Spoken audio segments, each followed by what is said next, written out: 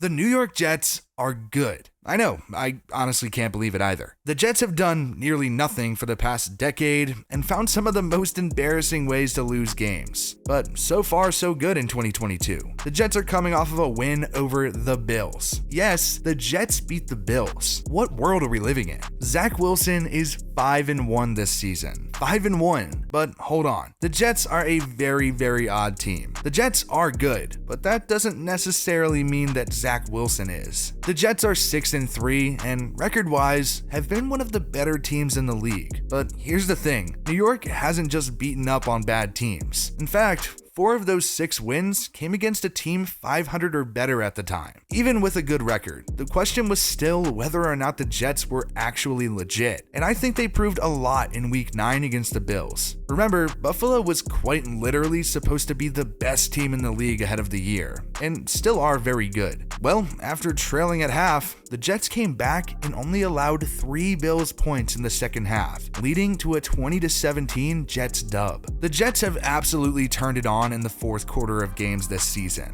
For whatever reason, New York just turns into a completely different team in crunch time. They've outscored opponents by 58 points in the fourth quarter, by far the highest mark in the league. Second is the Vikings, who have outscored opponents by just 33 points. Yeah, that's a pretty big difference. In Week 9, the defense looked great and stopped Josh Allen in his tracks, picking him off twice and sacking him 5 times. Crazy enough, Zach Wilson actually outplayed Josh Allen, at least passing-wise. Wilson threw for 154 yards and a single touchdown. Nothing crazy, but good enough to get the W, and that's exactly what Zach Wilson has done since he got back from injury. The Jets were 1-2 through the first 3 weeks of the year. They had to throw out Joe Flacco for those games without Wilson, and, well, the Jets looked exactly how we had expected in Week 1. The Jets got blasted by the Ravens. Week 2 has still really been one of the most exciting games this NFL season. The Jets trailed by 13 points with less than 2 minutes to go against the Browns. Well, the Jets scored, got the onside kick, and scored again to win the game just barely. An absolute wild finish. Then, the next week, Flacco played pretty bad, and the Jets got killed by the Bengals. But then, it was finally time for the return of Zach Wilson, who has been good at times for the most part. Zach Wilson really did have a lot to prove this year. The Jets selected him 2nd overall, and Wilson ended up starting in Week 1. He did miss 4 games later in the season because of a PCL sprain, and in 13 games, Wilson went 3-10. He threw for 2,334 yards and 9 touchdowns to 11 interceptions. Wilson did add 4 rushing touchdowns, but only completed 55.6% of his passes, fumbled 5 times, and got sacked 44 times for 370 yards, the most in the league. He had a lot to prove this season. And while he has won a lot of games, here's the big problem. Zach Wilson still hasn't been very good. It feels insane to say that a quarterback that has been 5-1 since returning from injury hasn't been good, but that has been the case. That being said, he is still better than Joe Flacco, and Wilson did just have the best game of his season. But even then, Wilson wasn't really that great. In his 6 games, Wilson has thrown for 1,200 yards and 4 touchdowns to 5 picks. He hasn't really done too much on the ground either, 68 yards and a touchdown. Wilson only has a 75.5 passer rating. Not necessarily good. His completion percentage is nearly 2% higher, but his interception rate is higher than his rookie year. If you watch Zach Wilson, like actually sit down and watch him, he doesn't exactly pass the eye test. Not that Wilson has been awful or anything, but it's pretty evident that the Jets aren't winning because of him.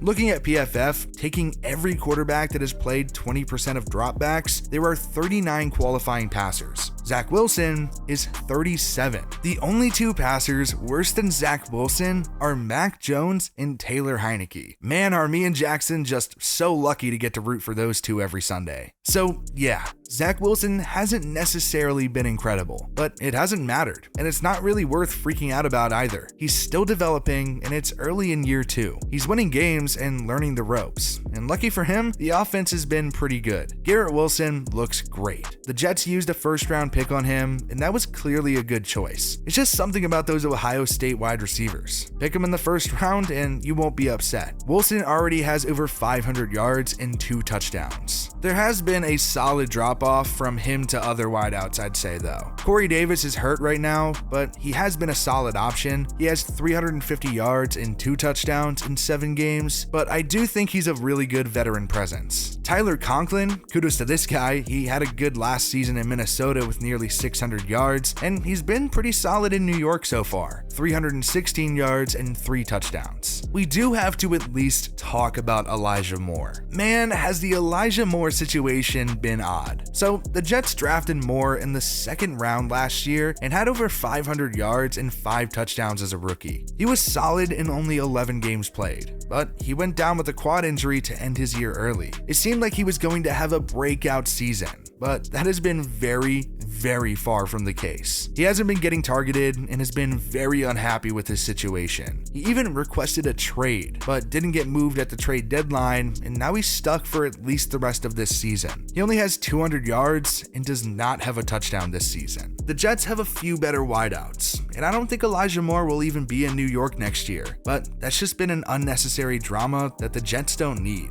The Jets have actually gotten pretty unlucky this season when it comes to injuries. Zach Wilson was kind of the big one. He suffered a torn meniscus in the preseason, and it caused him to miss the first 3 weeks of the regular season. Corey Davis recently sprained his MCL, and the worst injury, Breece Hall. I think that has to be the one that hurts the most. New York took him in the 2nd round, and he was off to a really good start as a rookie. In 7 games, Breece rushed for 460 yards and 4 touchdowns, and had a big usage in the passing game, with 200 yards and a touchdown. He was a big part of the Jets' success, but the Jets responded by trading a 6th for James Robinson. He was an undrafted guy back in 2020 who rushed for over 1,000 yards and 7 touchdowns as a rookie. I like the trade personally. He's a good runner, and the Jets needed a replacement, and the Jaguars clearly wanted to give Travis Etienne the majority of the carries, so it worked out for both sides. This Jets team has really been carried by the defense for the most part. The Jets defense has been by far the main reason for their success. They are really good. And there are 4 main keys to that D: Sauce Gardner, Quinnen Williams, CJ Mosley, and DJ Reed. Sauce Gardner is literally already one of the best corners in the league. He's been so damn impressive as a rookie already, and even leads the NFL right now in defended passes with 13. Sauce is every bit as good as many thought he could be in the pros. The Jets definitely hit on that top 5 pick, and it looks like they did with Quinnen Williams too, a 3rd overall pick in 2019 who's been amazing. 7 sacks in 2020, 6 sacks last year, and he already has 7 sacks in just 9 games this season. This year, the Jets have only blitzed on 13% of plays, the 3rd lowest rate in the league, but still have the 2nd most quarterback hits, 5th best pressure rate, and 5th most sacks. The defense has been the side of the ball to watch for the Jets. New York has one of the best defenses in the league, and while the offense has been getting by, the defense has been the one carrying the load while Zach Wilson continues to develop.